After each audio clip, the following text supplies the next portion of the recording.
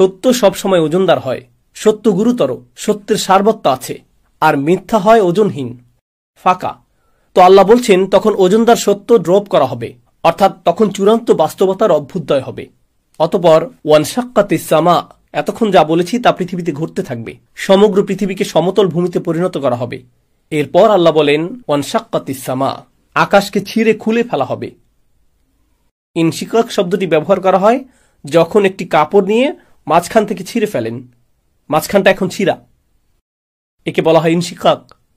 আল্লাহ এই শব্দটি ব্যবহার করেছেন আকাশের অবস্থা বর্ণনা করতে, ওয়ানশাক্কাতিস সামা ফাহিয়া ইয়াউমা ইদিন ওয়াহিয়া।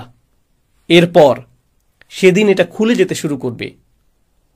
আকাশ যখন খুলে যেতে শুরু করবে, এই ফাটলটা যখন আবির্ভূত হবে, আল্লাহ বলছেন তখন ফেরেশতারা, সম্ভবত জিবরিল আলাইহিসসালাম দিয়ে শুরু হবে, কারণ এক বচন ব্যবহার করা হয়েছে, কিন্তু এটা ইসমুল জিন্স, যা সবাইকে অন্তর্ভুক্ত করে। যাই হোক, ফেরেশতারা আকাশের ওই উন্মুক্ত অংশে লাইন ধরে থাকবেন। আমি চাই আপনারা গুরুত্ব দিয়ে বুঝুন এখানে কি ঘটছে।